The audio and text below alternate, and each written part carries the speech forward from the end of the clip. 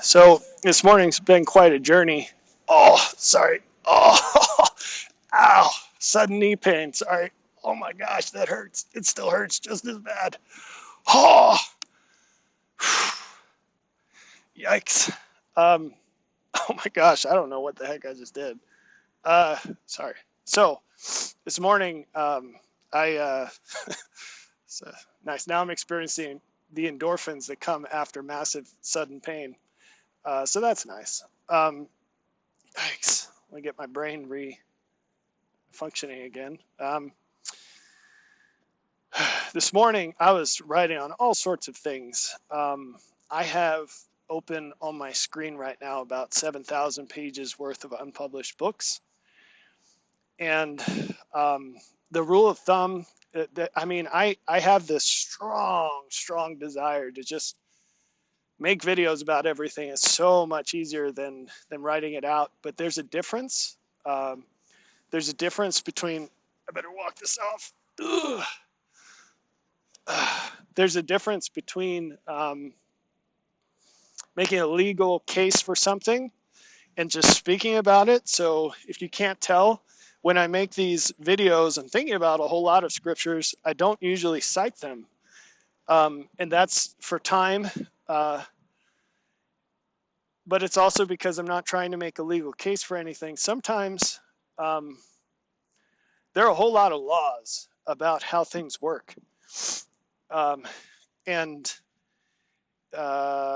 as you get accustomed to what these laws are and become fluent in them, there are things you can do to massage the permissions on stuff. So I'll give you an example of this so you don't think I'm so crazy. When Jesus called the woman a dog who came to him for a miracle, I can't remember what country she was from, but she was not an Israelite. And he said the children's bread is not for the dogs. And he called her a dog. And that would be insulting enough in our day, but it was way worse back then. It was a very vulgar thing to say to somebody. It was a huge insult. And she didn't bat an eye, and she just responded and said, well, even the dogs get the crumbs off the table. And it's really important. There's so many clues to the depth of Jesus's personality in the scriptures. It's important to dig those out and decode them and see them for what they are. But you can also learn from them because John says that as sinners, we have a mediator with the Father in Jesus Christ, and he intercedes for us. And so we can learn intercession from him and do as he did and access greater power with the Father, which I have to clarify what I mean by that.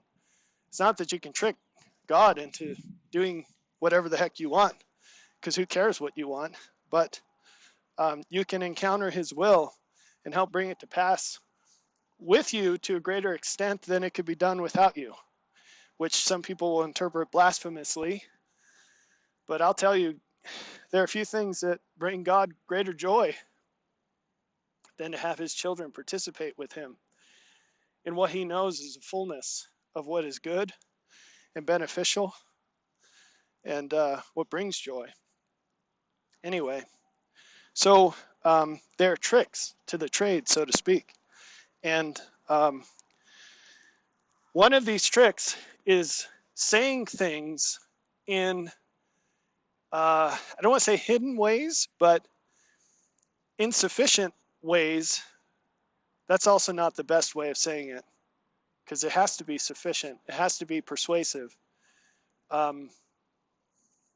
Uh,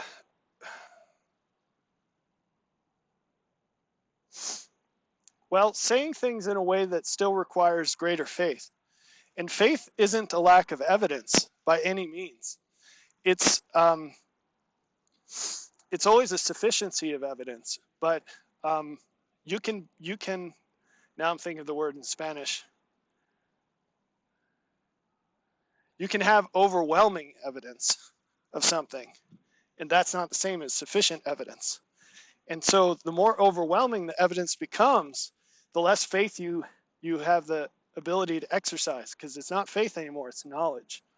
And if all you're doing is what's blatantly obvious, then it's not much of a test anymore. And we're here in a realm of obfuscation, so that we have the ability to exercise faith and ascend with God, towards God, I guess, a better way of saying that. Anyway, so I try to use that in the blogs and videos, and also in the books. As you're reading the books, you will find all sorts of single sentences that have a lot packed into them that I don't spend tons of effort expounding on or expanding. And there's a reason for that. One obvious reason, sorry, car. Game on. Okay, one obvious reason for that is because no one wants to read 1,000-page books. But another reason is that some things would incur stiffer consequences than the world is prepared to bear if they were made plainer at the present moment. These things have to be unfolded carefully over time. How long is this video so far? 6:30. Okay. Let's talk about faith. So one permission gate that is open to me is that I can talk a lot more freely about things that I've written about. And that's good, because if you've noticed in the world, there are these folks who write a book about some topic. It's a full-size book. And then they'll go on some podcast and give a 45-minute talk. And if you've listened to this talk or a talk like this, and then you've gone and bought the book and spent the time to read it, you feel ripped off because there was nothing extra in the book. In fact, there's probably less in the book than what they said in 45 minutes, because they wrote the book first, and then they've been giving the same speech about 100 times in different places. So they've polished the ideas even further. So that's frustrating, but that is definitely the common experience. It's interesting because most people don't even have that much to say, but anyone who approaches God is going to be filled with interesting new things to say. Because when you approach God, he doesn't just rehash all the stuff that you already understand. That would be, why would he do that? So instead, he teaches you new things, and he goes deeper, and he ties things together, and he splits things apart. And so in rehashing themes from books and stuff, if I start talking about faith, don't make the mistake of presuming that what I'm talking about will be found in the book through faith, because odds are it won't be. Because there's way too much to say, and I can't always continuously be going back to old books. Some person whose name I don't know because their email address is something weird that's not a human name. It's not like an alien name. It's just random words. And I won't say it because I try to be really careful about, if someone emails me with something, it's not my business to tell that to other people unless I can strip out any identifying details. So I won't mention it here. But anyway, they wrote me an email a while back on an older book, and they took a chapter from the book, and they wrote up some grammar corrections and other suggestions for how to make it better, which I really appreciated. And I was like, this is great, because I'll take all the help I can get. And I wrote back, and I said what I thought was like a message of gratitude for the work. And I wanted to let them know that I took it seriously, because I wanted to forewarn them that they wouldn't see it applied anytime soon, because I have to rigorously prioritize what I spend my time on. And while while the things that God has taught me that have not been revealed, I cannot justify going back and polishing something that's already good enough to get, say, 90% of the value out of it.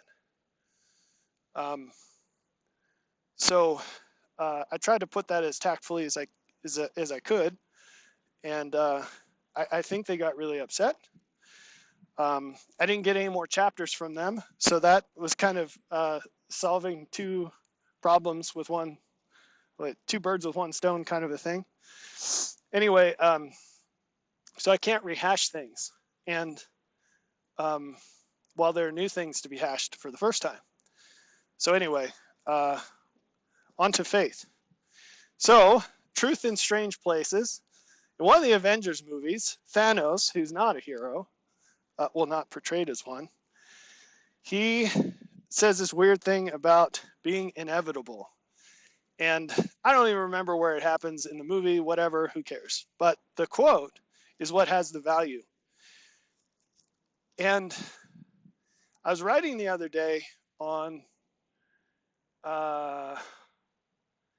how most people would perceive changes as something that increases insecurity.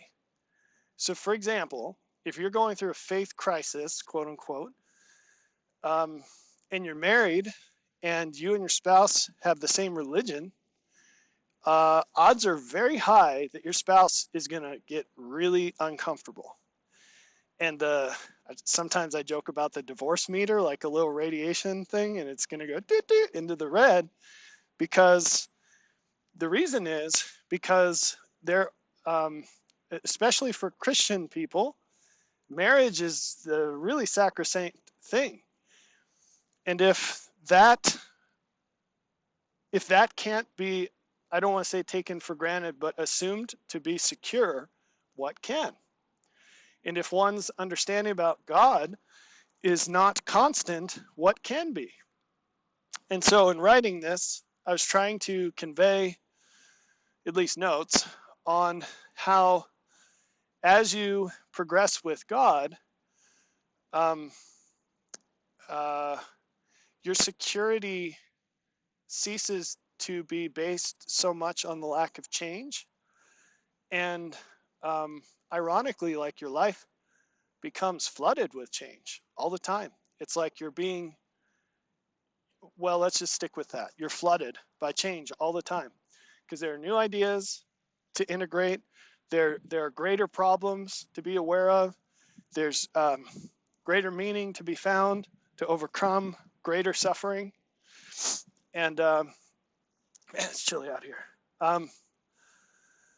So you need something to take the place of the security that comes from apparent stability.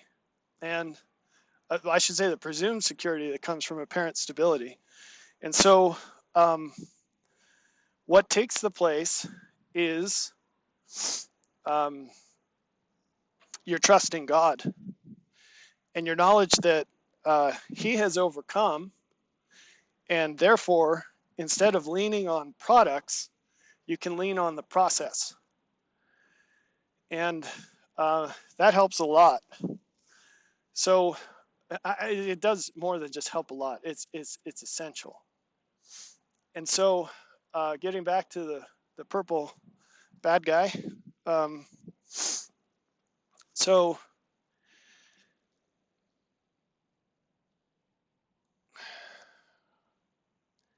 a lot of people derive security from what they say. God said this, God said that, and if I keep to this list or don't change what I think about things, then I'm good. But that's actually, I don't think that's really trusting God so much as trust in things that you think came from Him. And the difference between an ideal and an idol is an idol is something that you treat as more than it actually is. And the ideal is the optimal good that you seek, or something like that, right? So God is the ideal, not what you think about Him right now. And whatever it is you think about Him right now, That's precisely what should be your model for right now. And he reserves the right at any time to improve your model or to reveal more of himself to you.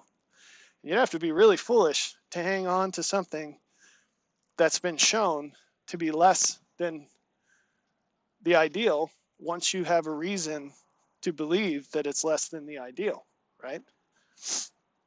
So, the strength that faith provides is not the promise that things aren't going to be different in the future, because actually you can guarantee they will be.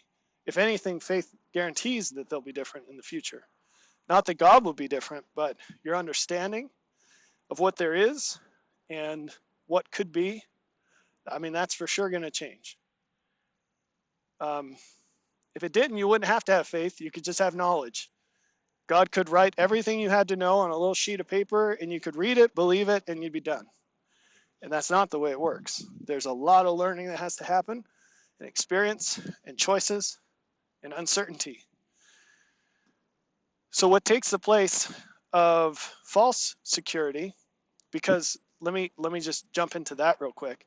If you think security comes from a lack of change, all of your security is just an illusion. And in times past, you could have lived your whole life and not been smacked upside the head with your mistake in presuming that until you die. But in our day, no one will escape that realization. And I promise you that, unless you die first. And a lot of people will. But the longer you make it, the odds are higher that you're going to realize this before you die. And an abundant case will be made to you by the unfolding of events. So what you think is peace is actually just the absence of perception of what shows you don't have that peace. And who wants that, right? So, although a lot of people do, a lot of people do want that, and they show that by their actions. But they shouldn't want that. So, what takes the place of that, and what provides the real security, is living in a way that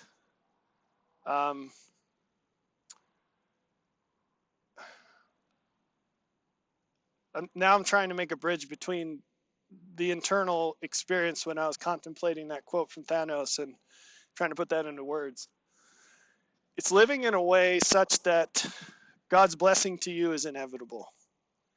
Maybe that's good enough. I don't know. And actually what I'm talking about now is the principle of justice, which if you've watched any of these videos, you know I've written a book about that, but I haven't published it yet. But that's okay. I can talk about it because it's written. But that's probably all I'll say about with using the word justice. I'm just going to go back to, I'm not going to make a bridge to that idea. But you can live in such a way that God's blessing to you is inevitable. And the strength that that provides is no matter what you're doing, I'm not saying no matter how you do it, but no matter what happens to you in life, that's a better way of putting it, externally, your internal peace and joy is secured. It can't be touched. And that's an absolutely wonderful blessing to encounter and obtain. So I'm not sure how inevitable Thanos is, but God is inevitable. And the funny thing about that is it's counterintuitive because of that idea I mentioned in another video about what I call the inverse knife edge, or the way of righteousness, the highway of righteousness. It's outside of everything. You have to go away from things. You have to go up to get it. It's not something you just kind of passively roll into or float into, and it takes a lot of work to stay there. I shouldn't say work. Anyway, it's not natural. It just ain't natural. But it's still inevitable for those who march in that direction. It's inevitable. And I can't accurately describe how powerful this peace that surpasses all understanding is. Because as you draw closer to it, your security in a very non-worldly way, it just keeps growing. And it's like a light that just keeps growing brighter and brighter. And or some, like a planet that grows in mass till it's like a black hole and nothing can escape it. It's just going to suck everything into it. And that's what it becomes. Because that's well, we'll leave it at that because I don't want to get into other, but that's how it goes. That's how faith goes. And I want to give a very practical, real world example of this. So I've talked before about how what's best is always obvious, or at least quickly discoverable. But it's very difficult to realize by how much it's better than everything else. And it takes time and understanding and experience and knowledge and all sorts of things to come to see that full picture. In a lot of ways, maybe that doesn't dawn on you until long after you die. I don't know. Regardless, I see in my own life, so I'm 38 now, I see so many threads.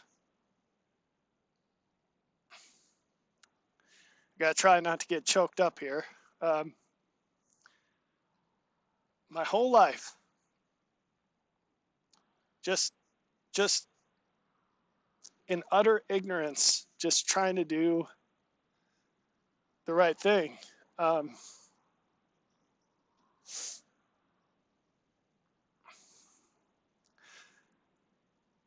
God is so good, and He lays out the most beautiful tapestry, thread by thread, so much earlier than we have the understanding to see the value of what He's doing, or the mechanism. But He lays it all out. And over time, if we just trust Him, and if we just yield to what He's trying to do to the best of our ability every day, it's inevitable. It's inevitable. I'll tell you a story. I don't have it with me. I'm far from the house. I'd show it to you because I think it's beautiful, but I try to give you a short version. I got a guy I know really well. I've known him for a really long time. I care about him very much.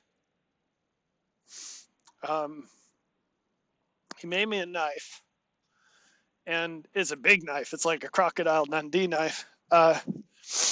But he was I just spoiled the punchline, sorry. He was working on this knife, and for fun, he does blacksmithing. And it's kind of cool. I don't know anything about it. I was watching him do it the whole time, just kind of seeing him work on it because he did it at my house. And all weekend, he'd be working on this for a really long time. He's working on it. And every once in a while, he'd bring the knife to me. He'd say, what do you think about this? I was thinking about doing this. He explained some blacksmithing stuff to me, which I have no idea, right? And I was like, well, that's cool. Well, this will look cool. Well, yeah, that's a great idea. Did you ever think about this? Whatever, right?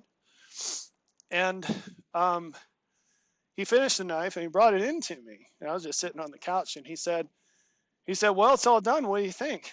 And I said,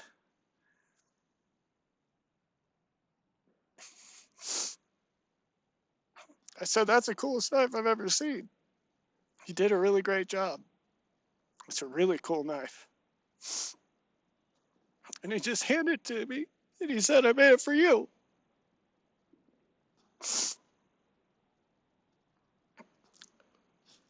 And I got worked up, which I don't think he was expecting. Because believe it or not, I'm a really stoic guy. But that's what God is doing with your life. It's what he does with our lives. And we don't figure it out until it all comes together, but it's inevitable. If you just trust him, it's inevitable. It's not always inevitable, because if you really refuse it, you'll get something else. But I just wanted to mention something about my kids.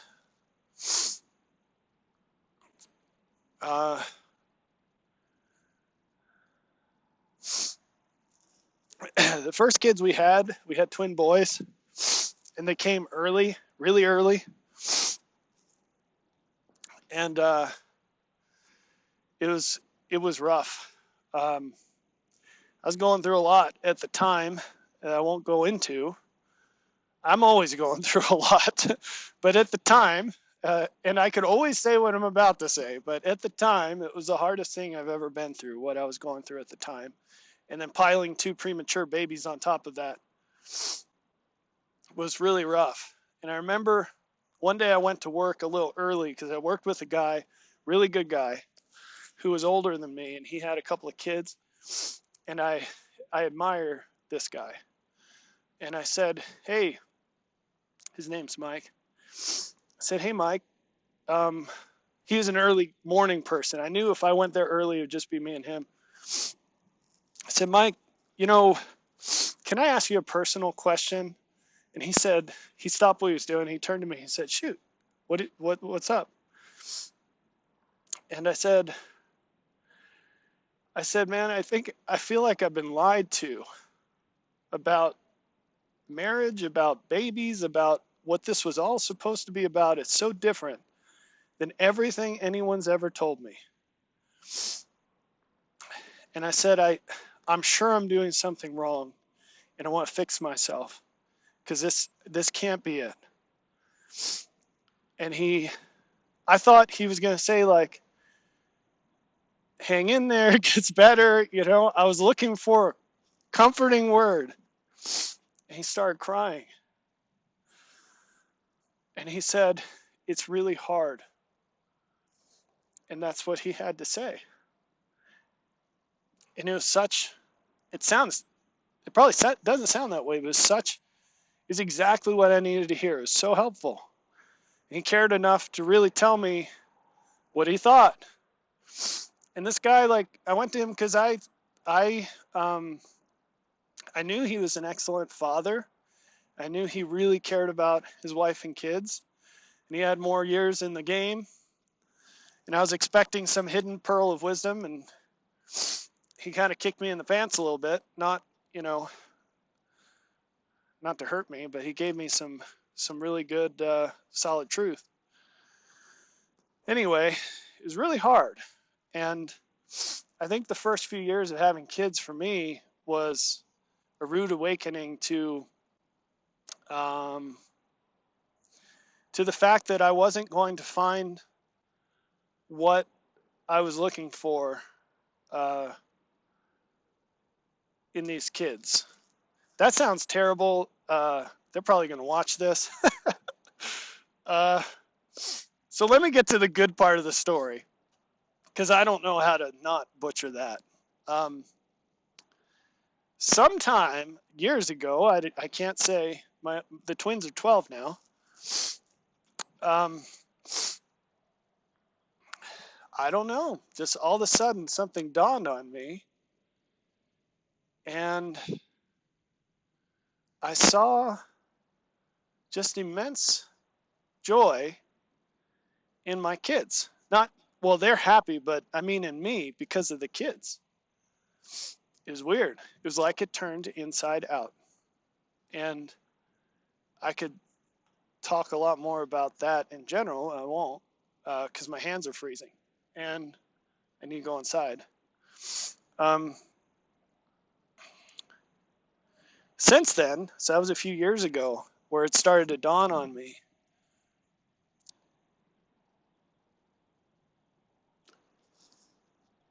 Sorry. The moment just came back to me completely. You know, in another video, I was talking about the Holy Ghost and semiconductors, and one thing I wanted to say that I forgot was there is a richness in a life quickened by God, by explicit God, that cannot be described or imagined or conveyed. It's like trying to describe seeing to someone who is blind, or literacy to someone who's illiterate. It's like a low resolution black and white picture compared to seeing nature in full color with your own eyes.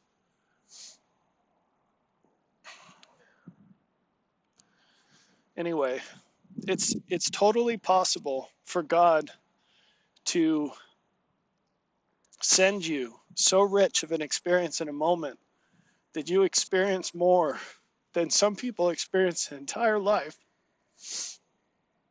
in depth and richness of emotion and understanding and information and value. Anyway, so the moment just came back to me, and what it was,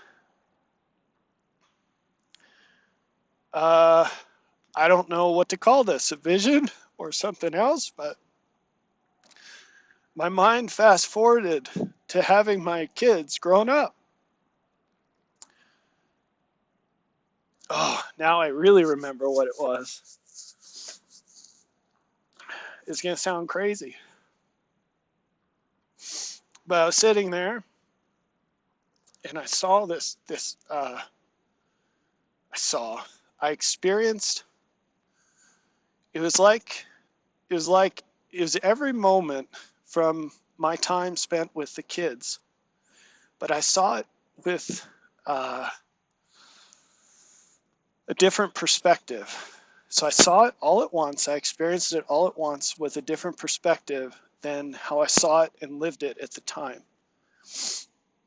And at the time, you know, just zooming into one random moment. And if you're a parent, maybe you understand this and you kind of sympathize with me a little.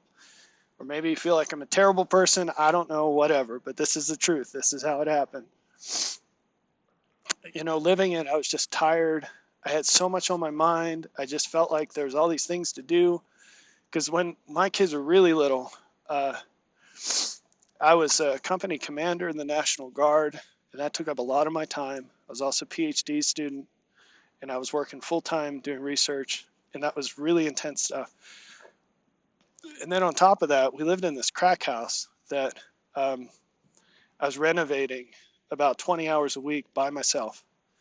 And so we had 5 kids. Well, at that time, I think we had 4 kids running around in diapers, and it was just a madhouse all the time. And there was a lot. And then I was going through a lot of changes with what I was learning about God and religion. And anyway, brief vignette.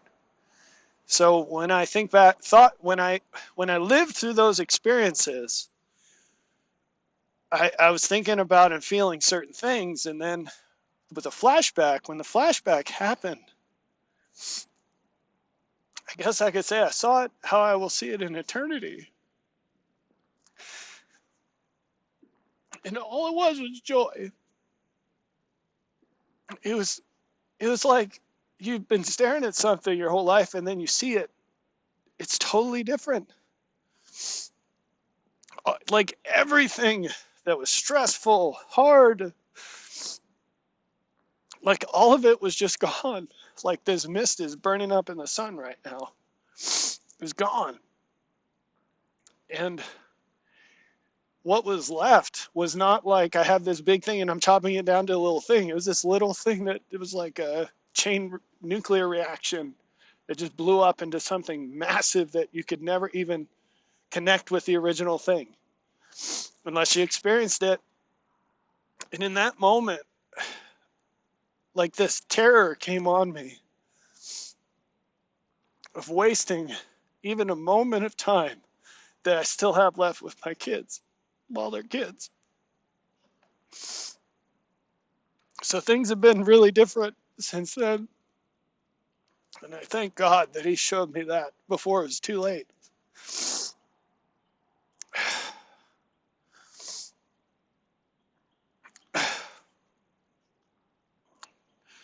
Anyway, but I started this rant about faith. Those threads, like you just try to do the right thing in the moment, and then he weaves them all together.